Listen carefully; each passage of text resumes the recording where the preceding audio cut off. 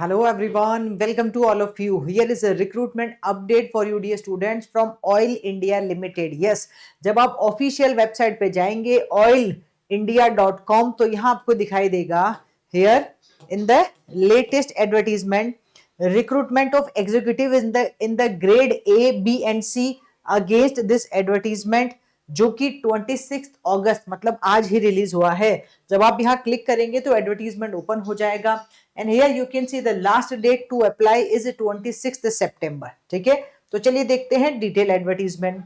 तो dear students, here it is mentioned Oil India Limited, a Maharatna public sector undertaking, invites Indian national to fill up the following post in grade C, grade B and grade A in their Assam, okay, Assam branch. Okay, now here it is mentioned details of the post और vacancies और essential qualifications सब कुछ इन्होंने mention किया है।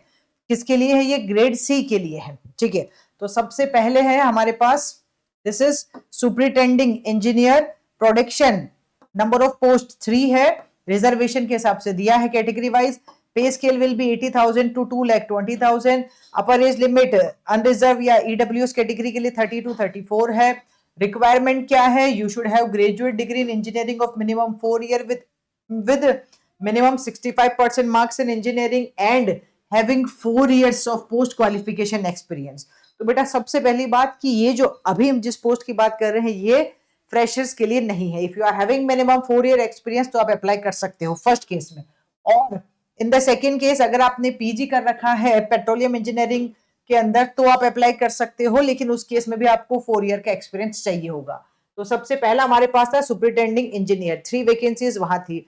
फिर grade B में भी लिखा है, ये देखो grade B senior officer chemical 6 vacancies है। Senior officer chemical 6 vacancies, category wise division है 60,000 टू 1,80,000। अपर एज लिमिट 29 है।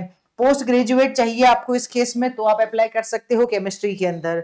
ठीक है, फिर senior officer chemical engineering 6 vacancies है। बैचलर डिग्री चाहिए with minimum bachelor degree in chemical engineering with minimum 4 year okay, मतलब 4 year की बैचलर डिग्री हो। यहाँ वर्क एक्सपीरियंस नहीं मांगा है इस पोस्ट के लिए which is senior officer chemical engineering. 6 post है, 60,000 टू 1,80,000 आपका पे स्केल है और 27 आपकी अपर एज लिमिट होगी इसके अंदर। बैचलर डिग्री होगी तो काम हो जाएगा 65% मार्क्स के साथ।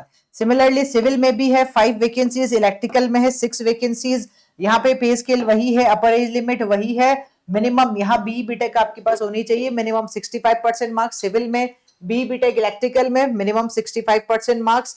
पेट्रोलियम में भी मेंशन है इंटरनल ऑडिटर। यहाँ अगर हम इंजीनियरिंग की बात करें तो पेट्रोलियम में भी अवेलेबल है, नंबर ऑफ वैकेंसी 1 ही है।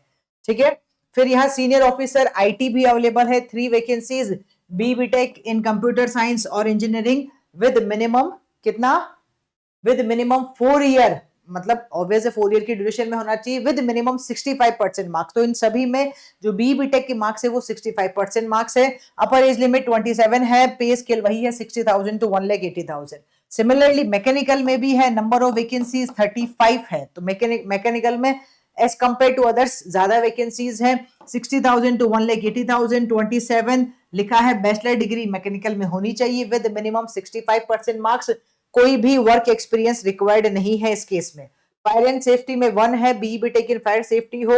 ठीक है, और फिर एचएससी ये तो आपका एनवायरमेंट वाला बेस्ड है। ठीक है, जियो फिजिक्स भी है, जियोलॉजी भी है, लीगल भी है, एचआर भी है, सिक्योरिटी भी है, कंपनी सेक्रेटरी भी। देखो काफी वैकेंसीज इन्होंने निकाली है। फिर इलेक्ट्रॉनिक्स एंड कम्युनिकेशन में भी है सीनियर ऑफिसर 9 वैकेंसी और यहाँ 60,000 टू 1,80,000। अपर एज लिमिट 27 है।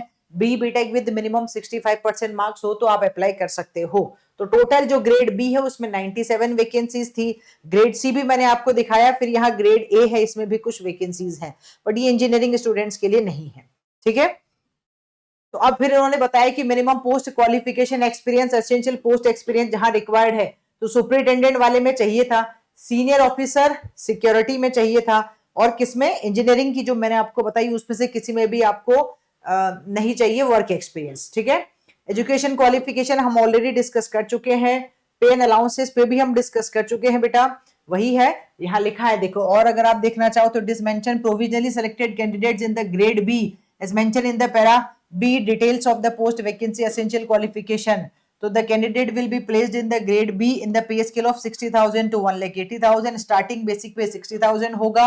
1 ईयर की ट्रेनिंग या प्रोबेशन पीरियड होने के बाद आपको जो है इंक्रीमेंट मिल जाएगा। तो approximate total enrolments in grade C, grade B and grade A at minimum of scale will be around 1,50,000, 1,20,000 and 90,000 respectively।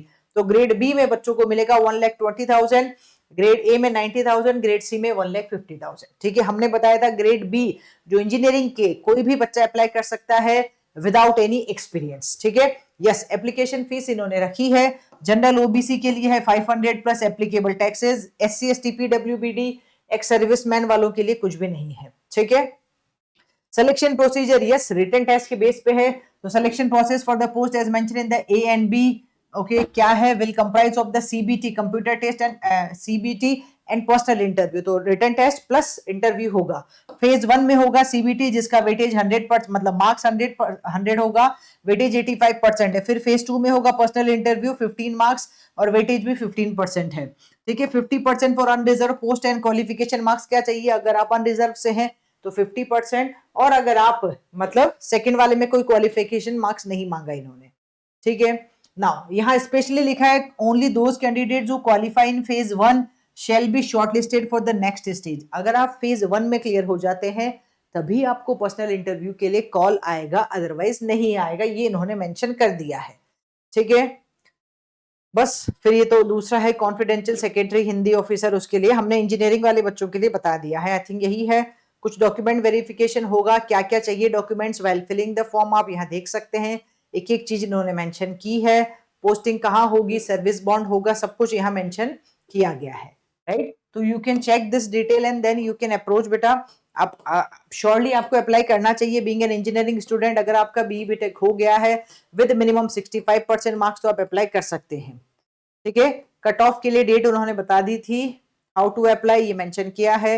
How to apply I will show you the last date again. Last date क्या है, registration, sign up step, एक एक step इन्होंने mention किया है यहाँ पे, तो you can go through with this one. Yes, here opening of online application window start हो चुकी है आज से ही 3 बजे, मतलब 15 आवर्स ऑन 26 अगस्त। लास्ट डेट होगी 26 सितंबर। और जो सीबीटी इन्होंने लिखा है वो टेंटेटिवली प्लान है कब, 1 नवंबर 2025 को। Exact date shall be intimated at the time of the issue of admit card. ठीक है, और कट ऑफ इन सब के लिए डेट क्या है, 26 सितंबर ही है कट ऑफ के लिए। ऑलराइट, बस यही है इंपॉर्टेंट नोटिस और आप इसमें जा सकते हैं। तो this is the official website. जब आप यहाँ जाएंगे तो आपके पास ऑप्शन आएगा, अप्लाई का भी ऑप्शन आएगा। You can fill the form and you can go for this. ठीक है बेटा, ऑलराइट।